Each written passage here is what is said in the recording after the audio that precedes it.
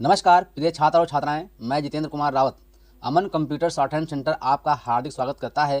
जो छात्र और छात्राएं सिंह प्रणाली शॉर्ट हैंड पूरी किताब पढ़ चुके हैं और उस किताब के मैटर की भी शॉर्ट हैंड डिक्टेशन स्पीड बना चुके हैं और उन्हें अधिक शॉर्ट हैंड डिक्टेशन स्पीड बनानी है तो संपर्क करें, क्योंकि हमने रामधारी गुप्ता की किताब में से 203 पेज डिक्टेशन के लिए हैं, जो प्रत्येक पेज में 400 शब्द हैं, जिनका डिक्टेशन 60, 80, 100 व 120 शब्द प्रति मिनट की स्पीड से 400 व 800 शब्दों पर दिया गया है।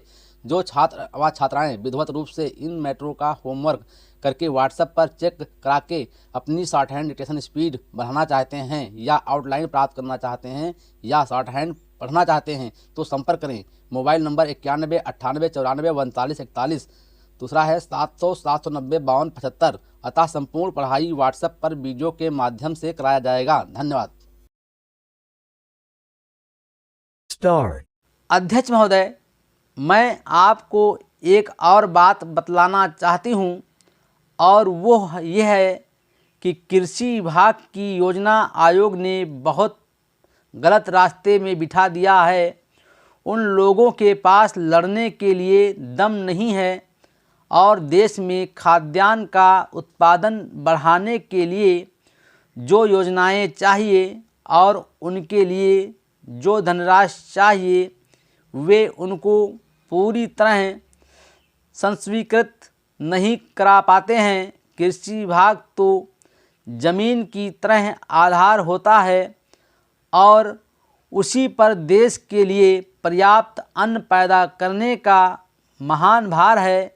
इसलिए यह बहुत आवश्यक है कि अधिक अन्न उपजाने के मार्ग में जो भी आवश्यक कदम यह विभाग उठाना चाहे उसमें किसी तरह की रुकावट ना हो।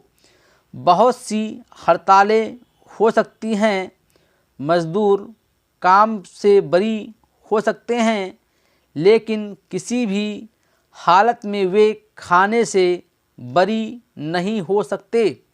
अब हम देखते हैं कि मिलों और कारखानों में हड़तालें हो जाती हैं, छुट्टी हो जाती है, तो आम काम के दिनों की अपेक्षा लोग उन दिनों में ज़्यादा खाना खाते हैं, ज़्यादा दावतें करते हैं।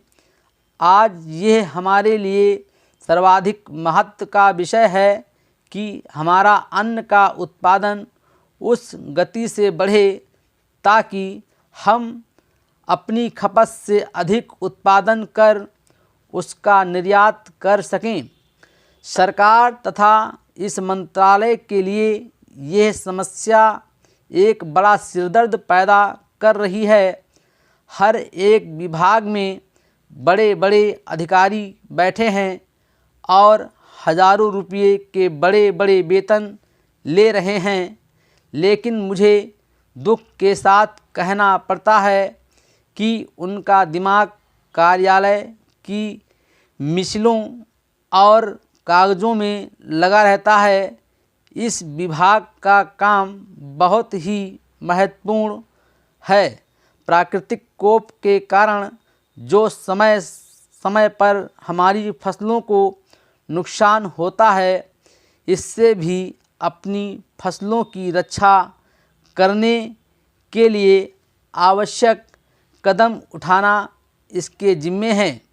आज मेरे पास लखनऊ से कुछ लोग आए थे और वे लोग बोल रहे थे कि यहाँ दिल्ली में इस अवसर पर ठंडी हवा चल रही है और आप यहाँ दरवाजे बंद करके बैठे हैं या आराम से लेटे हैं, लेकिन हमारी जो जान खतरे में है वहाँ ओले गिर रहे हैं और हमारी गेहूं की फसल खतरे में है।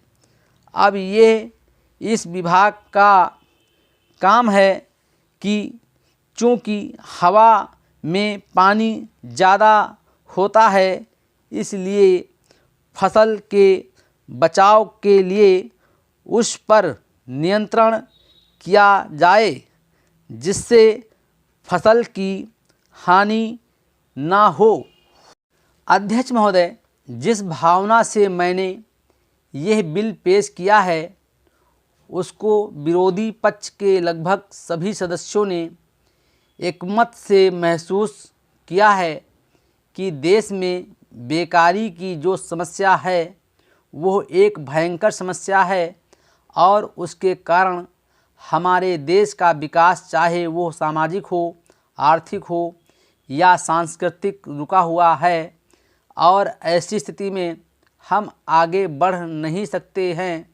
इसी प्रकार से इस परिस्थिति का निर्माण हम पिछले 54 वर्षों से देख रहे हैं। मंत्री महोदय ने यहाँ पर अभी कहा कि राष्ट्रपति इस काम को नहीं कर सकते क्योंकि वो उनके अधिकार के बाहर है। आप राज्यों में राज्यपाल शासन स्थापित करते हैं। जब यह देखते हैं कि किसी राज्य में वहाँ की व्यवस्था, वहाँ का विकास ठीक नहीं हो रहा है, जब किसी राज्य में गड़बड़ी फैल रही हो, विकास का काम समाप्त हो गया हो और जिम्मेदारी से लोग काम ना करते हों, तो वहाँ पर राज्यपाल शासन स्थापित किया जाता है। ऐसे बहुत से उदाहरण हमारे देश में मौजूद हैं। उसी प्रकार से हमारे राष्ट्रपति हैं और अगर देश में इस तरह की स्थिति वर्षों तक चले तो कोई कारण नहीं है। आपात के रूप में राष्ट्रपति इस देश की सुरक्षा के लिए, इस देश की उन्नति के लिए जिम्मेदारी अपने हाथ में ना ले सकें।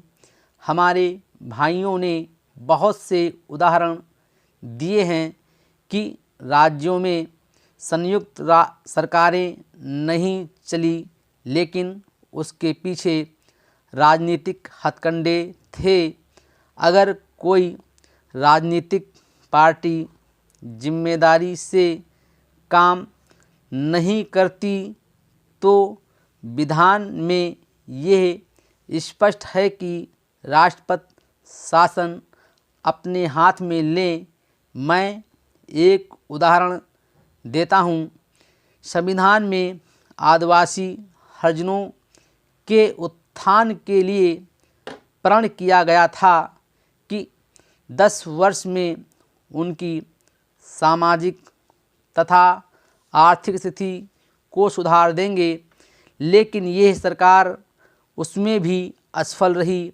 उसको एक बार 10 वर्ष के लिए बढ़ाया गया और दोबारा फिर 10 वर्ष के लिए बढ़ाया गया। इसी तरह से उसको बढ़ाते जा रहे हैं, लेकिन उनकी आर्थिक और सामाजिक उन्नति आप नहीं कर पाए हैं। इस काम में सरकार बिल्कुल असफल हुई है। पिछली बार सरकार पर अविश्वास का प्रस्ताव भी आया था और वो पास होने वाला था। इसलिए मेरा कहना है कि हमारे देश में यह जो बेकारी की समस्या है वो एक बहुत ही भयंकर समस्या है। Full stop.